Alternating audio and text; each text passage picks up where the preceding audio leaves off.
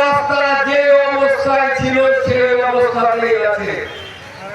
আবার কোনো কোনো জায়গায় রাস্তা এমনভাবে নির্মাণ করেছে, 15 দিনের মাথায় সেই রাস্তার পিচ কংক্রিট সব উঠে গেছে। পিচের রাস্তায় পিচ উঠে পশ্চিমবঙ্গকে এতটা নিচের দিকে নিয়ে যাচ্ছে। পশ্চিমবঙ্গকে সাবডিভিশন জুড়ে এরা তাণ্ডব চালিয়েছে। এরা গরিব মানুষকে লুট করেছে, গরিব মানুষের ঘর ভেঙেছে, গরিব মানুষের বাড়িতে অগ্নি সংযোগ করেছে, গরিব মানুষ একটা ত্রিপলের জন্য হাহাকার করেছে।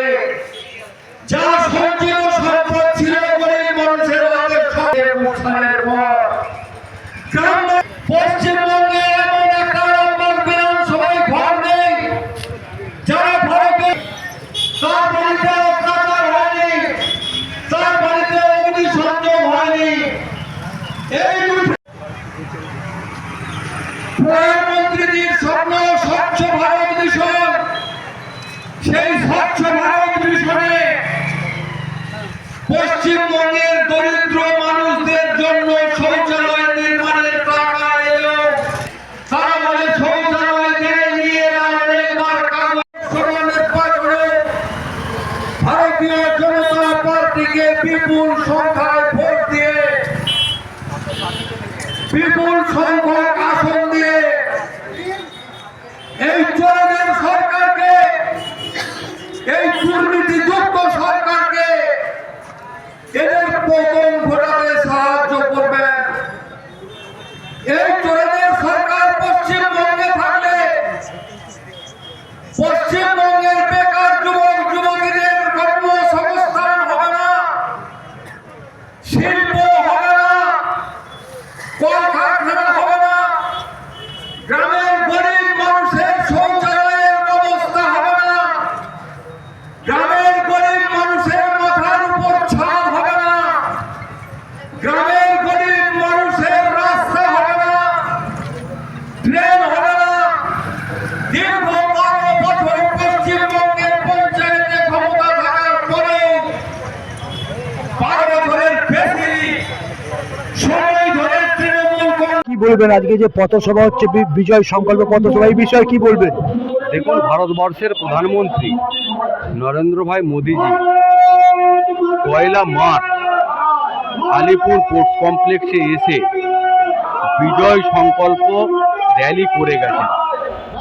সেই বিজয় সংকল্প যাত্রা, যেটা তিনি আমাদের কাছে লক্ষ্য হিসেবে রেখে গেছেন, যে আরামবাগ লোকসভা আসন ভারতীয় জনতা পার্টির অনুকূলে আসবে, সেই বিশ্বাসের উপর ভর করেই এবং তার এই সফর।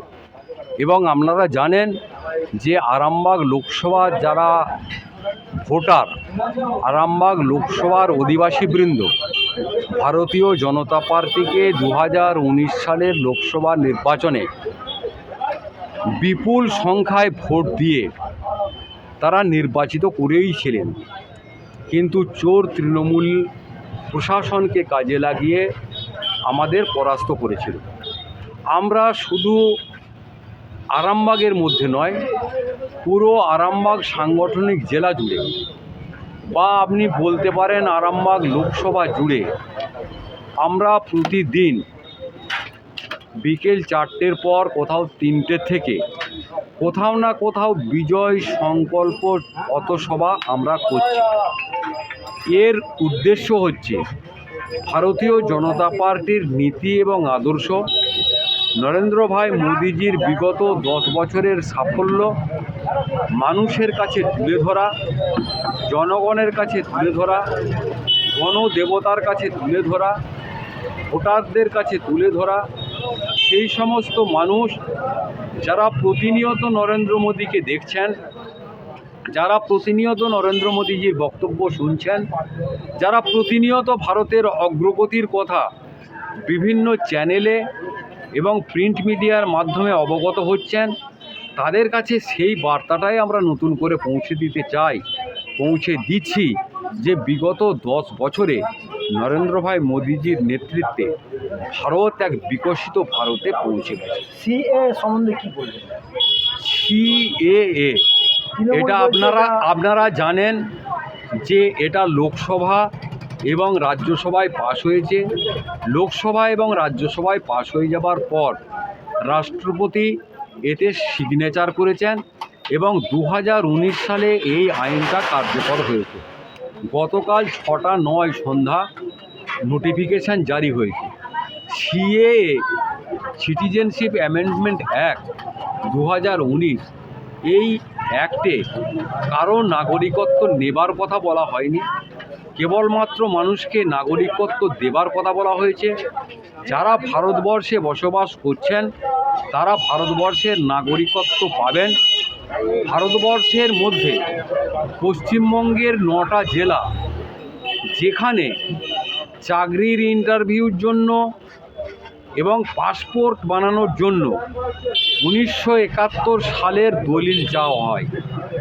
আজকে আমরা সিএএ লাগু করে গর্বের সঙ্গে বলতে পারি পশ্চিমবঙ্গের সীমান্তবর্তী ওই 9টি জেলার যে সমস্যা এবং ভারতবর্ষের মানুষের যে সমস্যা, সেই সমস্যার সমাধান হবে।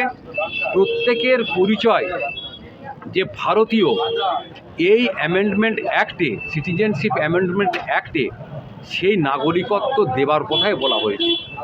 আপনারা জানেন 2014 সালের 31শে ডিসেম্বরের আগে যারা ভারতবর্ষে এসেছেন পাকিস্তান থেকে, আফগানিস্তান থেকে, বাংলাদেশ থেকে, যে সমস্ত হিন্দুরা এসেছেন, খ্রিস্টান এসেছেন, ঈসাই এসেছেন, পার্সি এসেছেন, অর্থাৎ ওই সমস্ত দেশে যারা ধর্মীয় সংখ্যালঘু, যারা সংখ্যাগুরুদের দ্বারা অত্যাচারিত হয়ে নিজেদের জন্মভূমি ত্যাগ করতে বাধ্য হয়েছেন, সেই সমস্ত সংখ্যালঘুদের ভারতবর্ষের নাগরিকত্ব দেবার জন্যই সিএএ কারো নাগরিকত্ব কাড়ার জন্য নয়। সিএএ নাগরিকত্ব দেবার জন্য মমতা ব্যানার্জির নেতৃত্বাধীন তৃণমূল কংগ্রেস এর আগেও পশ্চিমবঙ্গের মানুষকে খেপিয়েছিলেন। পশ্চিমবঙ্গের মানুষ বিভিন্ন জায়গায় ঝামেলা করেছিলেন, বিভিন্ন জায়গায় অত্যাচার করেছিলেন, মানুষকে ভুল বুঝিয়েছিলেন, কিন্তু মানুষ আজকে ভুল বুঝতে পেরেছেন। কারণ রাজ্যসভায় যখন পাশ হলো তখন তৃণমূল কী করছিল, লোকসভায় যখন পাশ হলো তখন তৃণমূল কী করছিল, রাষ্ট্রপতির সই করবার পর যখন এটা আইনে পরিণত হয়ে গেছে তখন এই আইনের বিরোধিতা করার কোনো মানে হয় না। এটা মূর্খামি ছাড়া অন্য কিছু নয়, মানুষকে ভুল বোঝানো ছাড়া অন্য কিছু নয়। মানুষ নিজেদের ভুল বুঝতে পেরেছেন, তাই সিএএর বিরুদ্ধে কেউ প্রতিবাদে রাস্তায় নামছেন না এবং নামবেন না। দাদা কি বলবেন, আজকে যে দেখা যাচ্ছে বিজয় সংকল্প সভা, এই বিষয়ে কি বলবেন?